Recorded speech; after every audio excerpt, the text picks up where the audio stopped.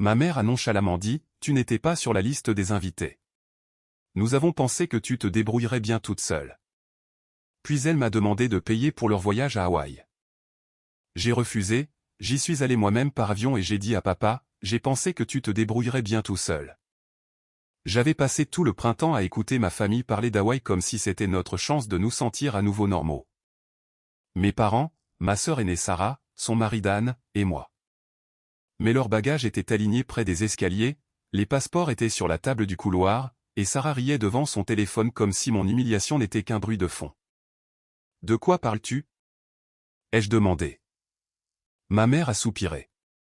Sarah avait traversé une période difficile et voulait que le voyage ne concerne qu'elle et Dan. Pas de tension, pas de stress. Apparemment, je comptais pour les deux. Elle a dit que Sarah et moi ne nous entendions pas bien et que tout le monde était d'accord que ce serait plus simple ainsi. Derrière elle, mon père se tenait dans la cuisine, le dos tourné vers moi, remuant une casserole qui n'avait pas besoin d'être remuée. Sarah n'est jamais venue à la porte. Dan n'a rien dit. J'ai alors compris que ce n'était pas un changement de dernière minute. Ils avaient tout planifié sans moi pendant des semaines tout en me laissant continuer à faire mes bagages. J'ai hoché la tête et je suis retourné à ma voiture. Je n'ai pas crié ni demandé de reconsidérer leur décision. Je suis resté assise au volant pendant plusieurs minutes, ressentant quelque chose de pire que la colère. L'embarras. Toutes ces conversations vagues prenaient soudainement tout leur sens. Nous sommes encore en train de confirmer les choses. Nous te tiendrons au courant. Les vols sont compliqués.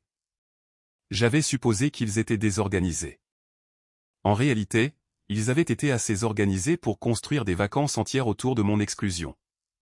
À 22h47 cette nuit-là, mon téléphone a vibré. Une demande Venmo de ma mère. 5100 $. La note disait, ta part pour les vols et la villa. Je l'ai fixé jusqu'à ce que je commence à rire. Il ne voulait pas de moi pour le voyage, mais il voulait quand même que je participe au paiement. J'ai refusé la demande, puis je lui ai envoyé exactement $1 avec une note, vous aurez une surprise. Après cela, j'ai ouvert mon ordinateur portable, j'ai trouvé le numéro de vol que j'avais entendu mon père mentionner des semaines plus tôt, et j'ai réservé le dernier siège disponible. Même départ, même porte d'embarquement, même île. Puis j'ai trouvé quelque chose de mieux. Leur réservation était dans un complexe familial bondé, une seule villa partagée pour 4 adultes. Plus loin sur la côte se trouvait une propriété sœur privée avec des cabanons face à l'océan, des entrées séparées, des piscines à débordement et un accès direct à la plage. Une unité premium s'était libérée après une annulation. Je l'ai réservée sous le nom de Anna Miller et j'ai ajouté une note indiquant que la famille Miller préférait un enregistrement anticipé et du champagne. Petit, peut-être. Mais après des années à m'entendre dire de me faire plus petite chaque fois que Sarah avait besoin de place, je voulais 5 jours où personne ne pourrait décider si je méritais un siège. Je suis arrivé tôt à l'aéroport et j'ai gardé ma capuche jusqu'à l'embarquement. Près de la porte, je les ai vus immédiatement. Mon père avait son vieux dossier de voyage coincé sous le bras. Ma mère n'arrêtait pas de vérifier sa montre. Sarah avait un oreiller de coups de marque accroché à la poignée de sa valise pendant que Dan se penchait sur son téléphone. J'ai attendu qu'il soit distrait, en train de se disputer avec un agent d'embarquement pour un siège près du hublot, puis je suis passé en douce dans le groupe 4. Personne ne m'a remarqué. J'ai pris un siège du milieu plusieurs rangées derrière eux, j'ai mis mes écouteurs et j'ai dormi pendant la majeure partie du vol. Quand nous avons atterri, je suis resté assise jusqu'à ce qu'ils soient partis. Dans le hall des arrivées, un chauffeur tenait une pancarte blanche sur laquelle était écrit Miller. Il a chargé mon sac dans un VUS noir et m'a tendu une serviette froide. 20 minutes plus tard, j'étais dans un cabanon avec des portes vitrées donnant sur l'océan, une terrasse privée, un hamac entre 2 palmiers et une piscine à débordement se fondant dans l'eau bleue. La femme à la réception a souri. « Aloha, mademoiselle Miller. Tout est prêt pour vous et vos invités. » J'ai failli la corriger. Au lieu de cela, j'ai dit, ils arriveront plus tard. Ma famille était dans le complexe principal connecté, plus loin sur la plage. Ce soir-là, j'ai marché vers leur côté de la propriété, en restant assez loin pour ne pas être repéré. Je les ai vus tous les 4 près de la réception, fatigués et irrités, leurs bagages encore autour d'eux. Sarah parlait avec des gestes vifs de la main.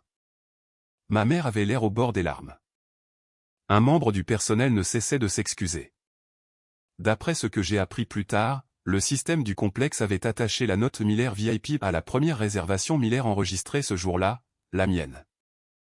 Alors que leur demande de villa avait été déclassée après un problème d'inventaire, ils avaient toujours une chambre, mais sans vue premium, sans emplacement en bord de mer et sans aucun des extras auxquels ils s'attendaient. Je n'ai pas causé l'erreur de l'hôtel, mais je ne me suis pas non plus porté volontaire pour la corriger.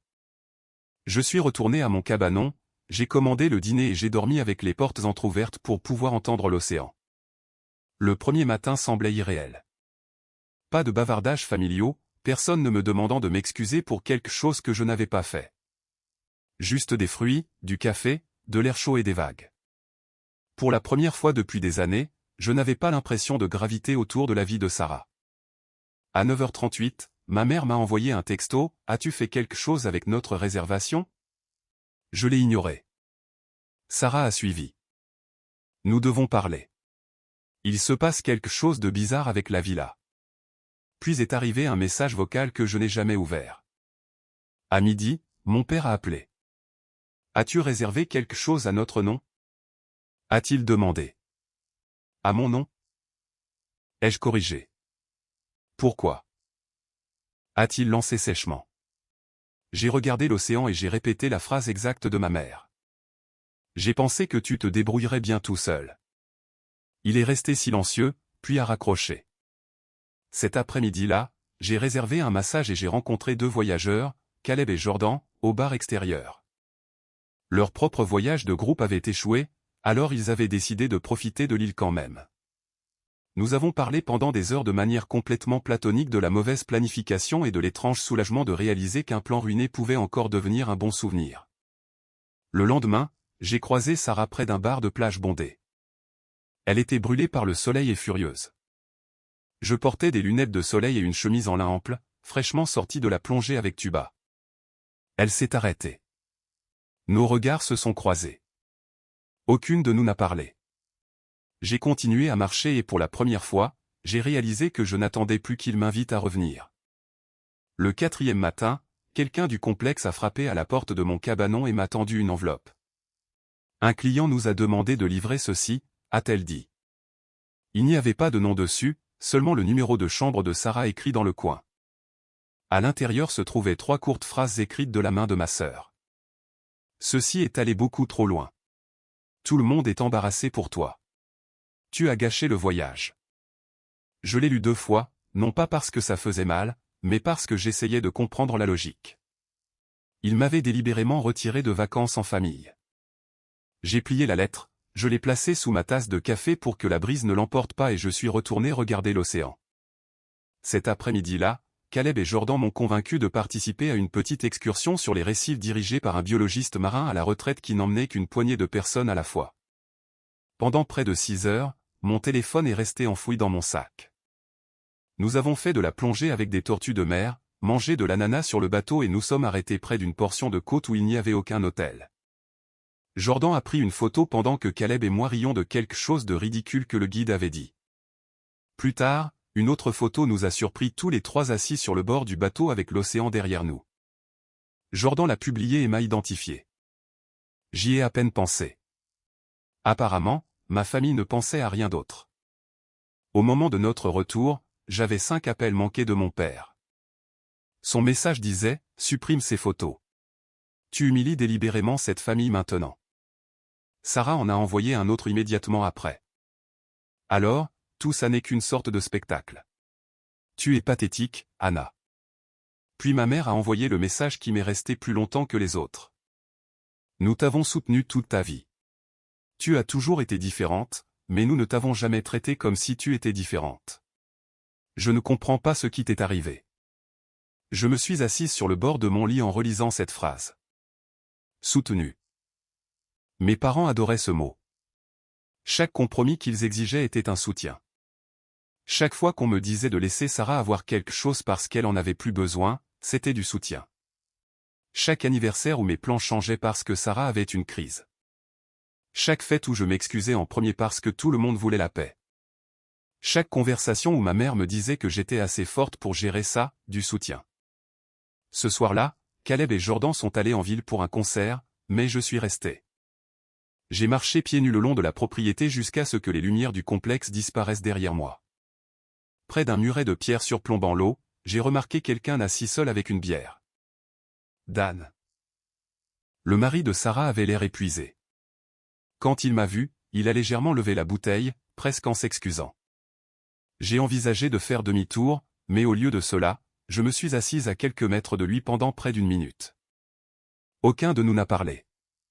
Finalement, Dan a regardé vers les vagues et a dit, « Ils sont en train de s'effondrer là-bas. » J'ai haussé les épaules.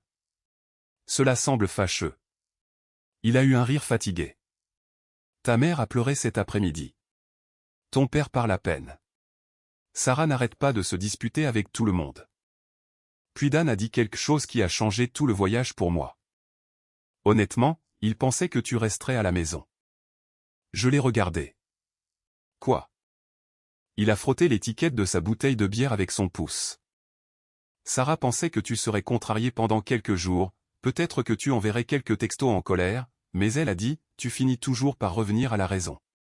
J'ai posé la question que je portais en moi depuis que ma mère avait ouvert cette porte. Était-ce vraiment l'idée de Sarah de me laisser de côté? Dan a hésité. Cette hésitation m'a répondu avant ces mots. Ouais, a-t-il finalement admis. Ça a commencé avec elle. Elle a dit à tes parents qu'elle ne pourrait pas profiter des vacances si elle devait passer 5 jours à s'inquiéter d'une autre dispute avec toi. Tes parents ont pensé qu'il était plus facile de t'exclure que de vous forcer à régler les choses. J'ai fixé cette eau sombre. Il n'y avait jamais eu d'erreur de réservation. Il n'y avait jamais eu de place limitée. Personne n'avait oublié de me dire quoi que ce soit. 4 adultes avaient discuté pour savoir si je méritais d'être là et avaient décidé que non. Et toi? Ai-je demandé. Dan a dégluti. J'aurais dû dire quelque chose. Ce n'était pas une excuse, mais au moins c'était vrai. Après un autre silence, il a dit, je ne devrais probablement pas te dire ça non plus, mais ils vont te tomber dessus quand nous rentrerons. Ton père n'arrête pas de parler de manque de respect. Ta mère pense que tu les as embarrassés publiquement. Sarah pense que tu as fait tout ça spécifiquement pour la punir. Je me suis levé. Ils peuvent penser ce qu'ils veulent. Dan a hoché la tête lentement. Ouais, je commence à le réaliser. Le lendemain matin, Sarah attendait près du chemin entre les deux complexes. Il n'y avait aucun moyen de l'éviter cette fois-ci. Elle s'est mise directement devant moi. T'amuses-tu bien? A-t-elle demandé. Oui. Ma réponse a semblé l'irriter plus que toute autre chose n'aurait pu le faire.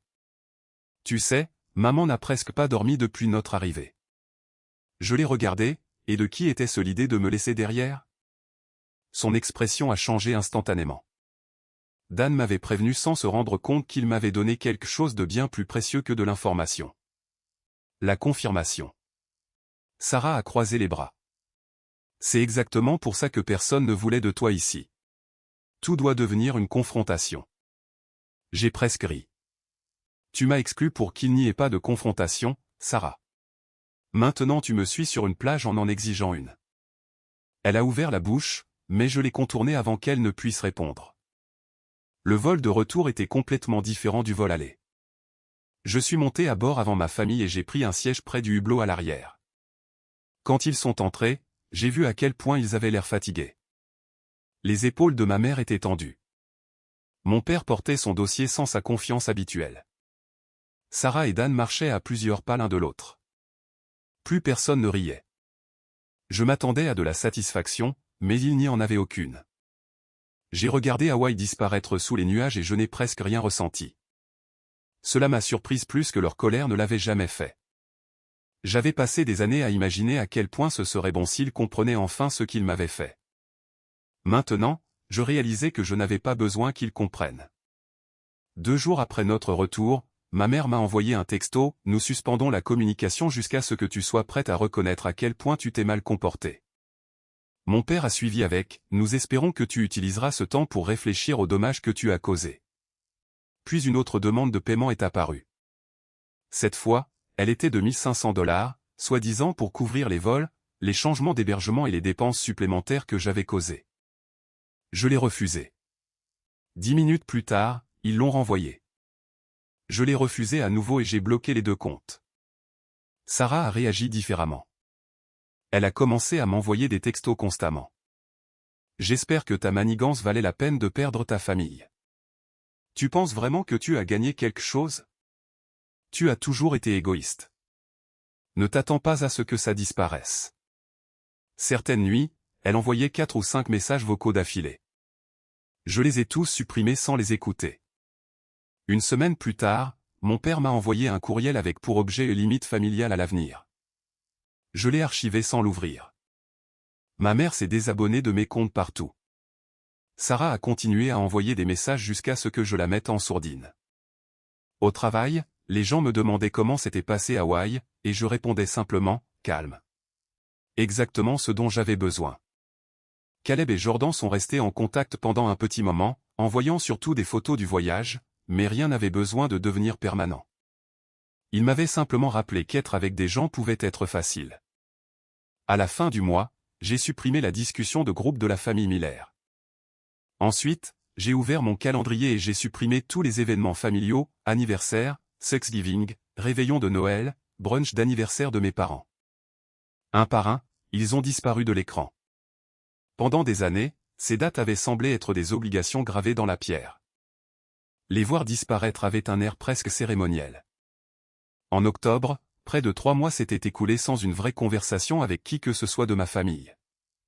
Sarah envoyait encore des messages occasionnels m'accusant de les abandonner, mais elle n'a jamais écrit une seule fois « Nous n'aurions pas dû t'exclure ». Finalement, je l'ai bloquée aussi. En novembre, j'ai reçu une lettre manuscrite de ma mère. Elle disait qu'elle espérait que j'étais en sécurité. Elle disait qu'elle ne comprenait pas comment de simples vacances avaient pu créer une division si laide. Elle a écrit que le pardon était possible si j'admettais ma part dans la destruction de la famille. J'ai plié la lettre et je l'ai mise dans le tiroir à côté de mon lit. Je n'ai pas répondu. Noël est arrivé, puis mon anniversaire. J'ai passé les 2 avec des amis, sans dispute, sans traitement silencieux, sans plan de table, ni personne me demandant de rendre Sarah heureuse. Et parfois, généralement tard le soir, je pensais à ce premier matin à Hawaï, la plage vide, l'océan calme, et l'étrange prise de conscience que personne ne m'avait donné la paix. J'avais simplement cessé de leur demander la permission de la voir. Presque un an s'est écoulé avant que je réalise que des semaines entières passaient sans que je pense à ma famille. Au début, le silence avait semblé être quelque chose que je devais activement protéger. Je voyais un numéro inconnu et je me demandais si ma mère appelait depuis le téléphone de quelqu'un d'autre. Une notification de courriel me serrait l'estomac parce que je m'attendais à un autre sermon de mon père. Finalement, cela s'est arrêté. La vie continuait, qu'il m'approuve ou non. J'ai déménagé plus près de la côte, j'ai pris plus de travail en freelance en plus de mon emploi régulier, et j'ai trouvé un appartement plus petit avec d'immenses fenêtres et assez de distance du quartier de mes parents pour ne plus m'inquiéter de croiser quelqu'un à l'épicerie. Plus important encore, j'ai recommencé à dormir normalement. Il n'y a pas eu de moment dramatique où tout s'est amélioré. J'ai simplement remarqué un matin que j'avais dormi 8 heures sans me réveiller en colère. Je voyais aussi quelqu'un. Il s'appelait Liam Carter. Nous nous sommes rencontrés lors d'un petit vernissage où l'une de mes collègues m'avait pratiquement traîné. Liam se tenait à côté d'un tableau que ni lui ni moi ne comprenions. Et quand j'ai demandé en plaisantant s'il savait ce que cela était censé signifier, il a dit « Absolument, mais je demande $20 pour l'explication. » C'est comme ça que ça a commencé. Le café est devenu un dîner. Le dîner est devenu des week-ends ensemble. Il savait que j'étais séparé de ma famille, mais il n'a jamais traité cela comme un mystère qu'il avait le droit de résoudre. Quand je lui ai dit qu'Hawaï avait été le point de rupture final, il a seulement demandé « Veux-tu en parler ?» Quand j'ai dit non, il a hoché la tête et a changé de sujet. C'était une si petite chose, mais après des années de gens exigeant des explications de ma part, être autorisé à garder quelque chose de privé semblait étrangement intime. Puis un mardi soir vers 20h30, quelqu'un a frappé à ma porte. Liam travaillait tard. Je n'avais rien commandé et personne que je connaissais ne venait sans envoyer de texto. J'ai supposé qu'un de mes voisins avait besoin de quelque chose. Quand j'ai ouvert la porte, Sarah était là. Pendant plusieurs secondes, je ne l'ai vraiment pas reconnue. Ses cheveux étaient attachés en une queue de cheval désordonnée et teint plus foncé que dans mon souvenir. Elle portait un vieux coupe-vent que j'avais vu des centaines de fois quand nous étions plus jeunes. Pas de maquillage, pas d'expression soignée, pas d'irritation qui attendait derrière ses yeux. Elle avait juste l'air fatiguée, pas dramatiquement détruite, pas brisée, juste comme si la vie avait été plus lourde que ce à quoi elle s'attendait. Aucune de nous n'a parlé. Finalement, Sarah a dit « Maman est à l'hôpital ». Tout discours que j'aurais pu imaginer lui faire a disparu. Que s'est-il passé? Ai-je demandé. Crise cardiaque? A-t-elle dit, légère. Il pense qu'elle s'en remettra. Elle a fait une pause, en déglutissant. Elle a demandé à te voir. Je suis resté dans l'embrasure de la porte. Ma mère était devenue presque abstraite pour moi à ce moment-là, quelqu'un qui existait dans de vieilles photographies, des numéros bloqués, des lettres non ouvertes. Entendre qu'elle était allongée dans un lit d'hôpital l'a soudainement rendue réelle d'une manière à laquelle je ne m'étais pas préparé. Sarah a semblé lire l'hésitation sur mon visage car elle a rapidement ajouté « Je ne suis pas ici pour te manipuler. Je te dis juste ce qui s'est passé. » Puis elle a mis la main dans la poche de sa veste et m'a tendu un morceau de papier plié. C'était du papier à en-tête d'hôtel, assez étrangement. Probablement quelque chose que ma mère avait gardé d'un voyage récent. Il n'y avait qu'une seule phrase écrite dessus d'une écriture que j'ai immédiatement reconnue. Si j'ai eu tort, je suis désolé. Je t'aime quoi qu'il arrive. Aucun paragraphe expliquant pourquoi elle avait vraiment eu raison. Aucune mention de mon comportement. Aucune demande d'excuse en retour. J'ai retourné le papier, m'attendant presque à plus au dos. Rien. Elle a écrit ça? Ai-je demandé. Sarah a hoché la tête. Cet après-midi. Elle n'a pas pu beaucoup parler après. Je l'ai regardée, toujours méfiante de tout. Pourquoi papa n'est-il pas venu? Sarah a soupiré. Parce que papa pense encore que cela peut être arrangé si tout le monde s'assoit autour d'une table et convient que des erreurs ont été commises des deux côtés. Cela lui ressemblait tout à fait. Et toi? Ai-je demandé.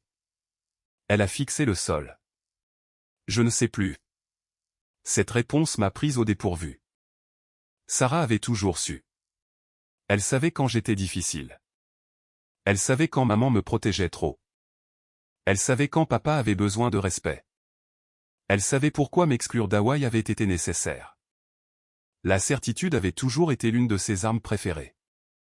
Maintenant, elle me regardait et disait doucement, « Elle a peur que tu ne viennes pas. » J'ai failli répondre qu'elle devrait peut-être avoir peur, mais Sarah a continué avant que je ne le puisse.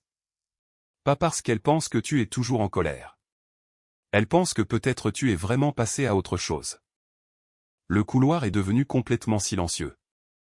Pour une fois, ma sœur ne m'accusait pas d'abandonner qui que ce soit.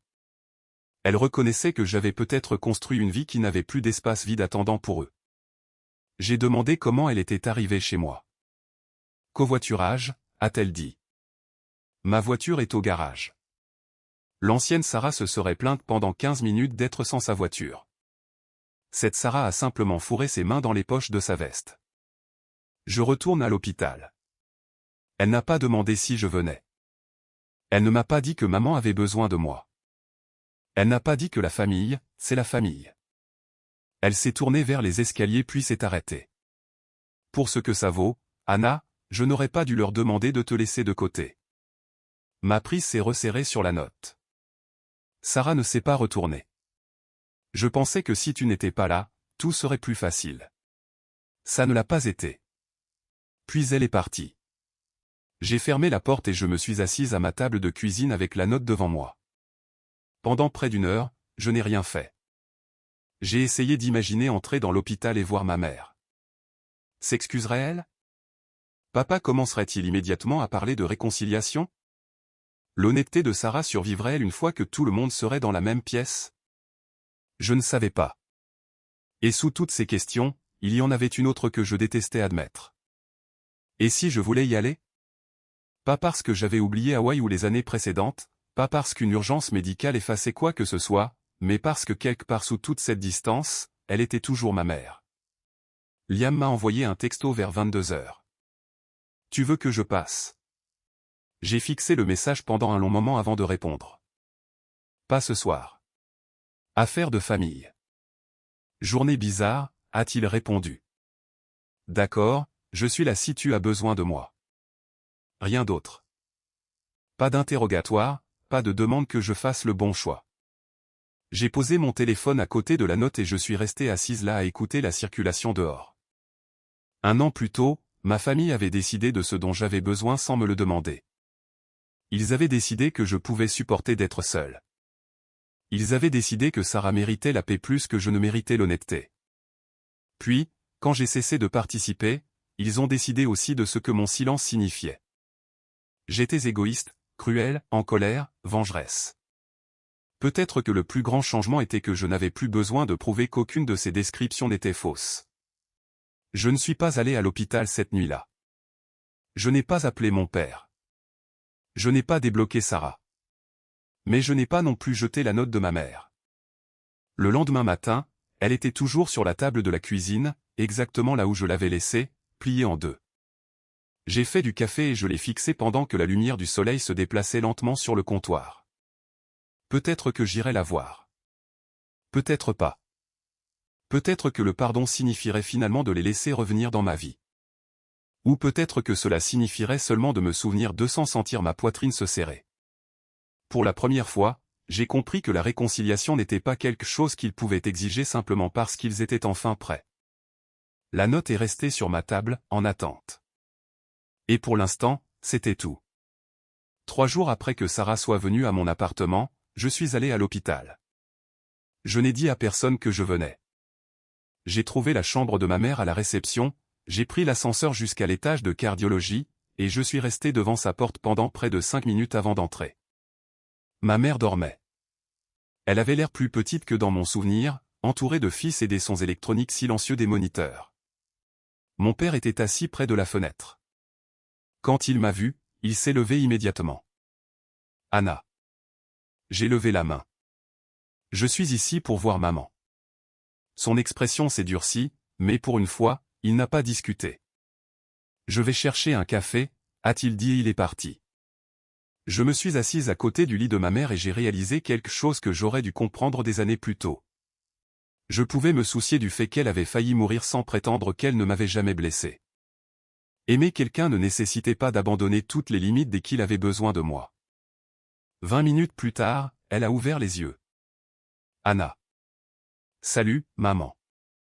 Des larmes ont rempli ses yeux. Tu es venue? Oui. Elle a regardé vers la porte.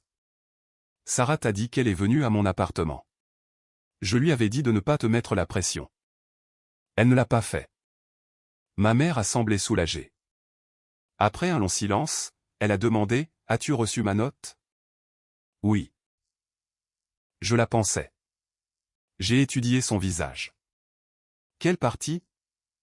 Toute. Surtout que j'ai eu tort. J'avais entendu des versions d'excuses de ma famille auparavant. Des excuses suivies d'explications, de justifications et de rappels de ce que j'avais soi-disant fait de mal. Je n'étais pas intéressé par une autre. Tort à quel sujet? Ai-je demandé. Elle a dégluti. Hawaï. Te laisser derrière. Te demander de payer après. Ce que nous avons fait quand nous sommes rentrés. Elle a fait une pause. Et avant Hawaï. Cela m'a prise au dépourvu. Ma mère a baissé les yeux sur ses mains. J'ai passé des années à me dire que tu étais plus facile. Sarah avait besoin de plus d'attention. Elle se fâchait plus facilement. Tu t'adaptais toujours. Je ne m'adaptais pas, maman. J'abandonnais. Elle a fermé les yeux brièvement. Je le sais maintenant. Je ne lui ai pas dit que je lui pardonnais. Je n'étais pas prête.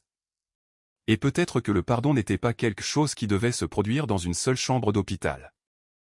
Au lieu de cela, j'ai demandé, pourquoi maintenant? Parce que j'ai eu peur, a-t-elle admis. Quand il m'emmenait, je n'arrêtais pas de penser aux gens que je voulais voir après. J'ai pensé à toi et j'ai réalisé que je ne savais pas si tu viendrais. Sa voix s'est brisée, et je savais que je ne pourrais pas t'en vouloir si tu ne venais pas. Quelque chose en moi a bougé. Pas guéri, juste bougé. J'ai failli ne pas venir, ai-je dit. Je sais. Avant de partir, elle m'a demandé si elle pouvait m'appeler après être rentrée chez elle. Peut-être, ai-je dit. Elle a hoché la tête. D'accord.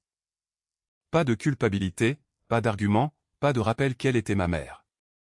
Juste d'accord. Mon père attendait près des ascenseurs avec 2 cafés. Il m'en a tendu un. Je ne savais plus comment tu le prenais. Noir, c'est bien. Nous sommes restés maladroitement ensemble jusqu'à ce qu'ils disent « nous devrions parler ». Pas aujourd'hui. Sa mâchoire s'est crispée. Anna. Pas aujourd'hui, papa. Pendant un moment, je m'attendais au vieux sermon sur le respect. Au lieu de cela, il a hoché la tête. D'accord. Cette minuscule réponse signifiait plus que n'importe quelle excuse dramatique n'aurait pu le faire. Ma mère est rentrée à la maison la semaine suivante. Elle a appelé une fois et a gardé la conversation simple, médicaments, rééducation cardiaque, nourriture d'hôpital infecte. Elle n'a pas demandé quand je viendrais. Elle ne m'a pas dit que Sarah avait besoin de moi. Elle n'a pas essayé d'organiser une réunion de famille. Un mois plus tard, nous nous sommes retrouvés pour un café à mi-chemin entre nos maisons. Finalement, elle a dit, « Ton père veut te voir. » Je me suis raidi. « Je ne te demande pas de le faire », a-t-elle ajouté rapidement. « Je te le dis juste parce que j'essaie d'arrêter de tout gérer. » J'ai souri. « Comment ça se passe ?» Terriblement. Nous avons ri toutes les deux. C'était le premier vrai rire que nous partagions depuis des années. Puis elle m'a dit que Sarah avait tout avoué à propos d'Hawaï. Je lui ai dit que ça n'excuse pas ce que ton père et moi avons fait, a dit maman. Nous étions les parents. Nous aurions dû lui dire non. Oui, ai-je dit. Vous auriez dû. Je sais. C'est devenu le début de la relation que ma mère et moi avons reconstruite. Ne pas oublier la responsabilité. Avec Sarah, ça a pris plus de temps. 2 mois plus tard, elle m'a envoyé un courriel avec pour objet « Aucune réponse requise ». Elle a écrit qu'elle avait passé la majeure partie de sa vie à croire que nos parents attendaient de moi que je fasse des compromis parce qu'ils me faisaient plus confiance. Elle n'avait jamais envisagé que le fait d'être l'enfant facile signifiait que mes besoins étaient simplement plus faciles à ignorer. Elle a admis qu'elle m'avait puni pour des ressentiments qui appartenaient en réalité à elle et à nos parents. Elle a terminé par « Je pense que je t'ai fait payer pour des choses pour lesquelles j'étais en colère contre maman et papa, et Hawaï en a été le pire exemple. » J'ai attendu 2 jours avant de répondre « Merci de dire ça ». Mon père m'a surprise ensuite. Son premier courriel était exactement ce à quoi je m'attendais, des paragraphes sur combien la situation avait été difficile pour tout le monde. J'ai répondu que je n'étais pas intéressé à discuter de tout le monde tant qu'il ne pourrait pas reconnaître ce qu'il avait personnellement fait. 3 semaines plus tard, un autre courriel est arrivé. Je suis resté dans la cuisine pendant que ta mère te disait que tu ne venais pas à Hawaï. Je savais ce qu'elle allait dire. Je n'ai rien dit parce que je ne voulais pas d'une autre dispute avec Sarah. Puis je t'ai demandé de payer pour des vacances dont nous t'avions délibérément exclus. C'était lâche et mal. Je suis désolé. J'ai pleuré après l'avoir lu. Non pas parce que tout était réparé, mais parce que pour une fois, il ne s'était pas caché derrière des mots comme malentendu, manque de respect ou des 2 côtés. J'ai répondu par 2 mots. Merci. Les mois sont devenus des années. Ma famille ne s'est jamais transformée en la famille parfaite que les gens attendent à la fin d'histoires comme la mienne. Ma mère et moi avons commencé à déjeuner ensemble toutes les quelques semaines. Sarah et moi avons lentement recommencé à nous parler après qu'elle et Dan se soient séparés. Mon père et moi sommes restés plus distants, bien que même lui ait progressivement appris qu'entendre non ne signifiait pas qu'il était attaqué. Un après-midi, Sarah et moi nous sommes retrouvés seuls dans la cuisine de notre mère. Elle a demandé, « Penses-tu parfois à Hawaï ?» Parfois. Moi aussi. Elle a fixé le citron qu'elle était en train de couper. Je t'ai détesté pendant ce voyage. J'ai haussé un sourcil. J'avais remarqué. Elle a ri. Chaque fois que je te voyais t'amuser, je devenais plus en colère. Je pensais que tu le faisais contre moi. Une partie était contre toi, ai-je admis. La réservation VIP n'était pas exactement innocente. Sarah a souri. C'était plutôt impressionnant. Puis elle est devenue sérieuse. Finalement, j'ai réalisé que tu ne gâchais pas nos vacances. Nous les gâchions nous-mêmes parce qu'aucun de nous ne pouvait supporter que tu ne sois pas malheureuse. Cette phrase m'est restée parce qu'elle avait raison.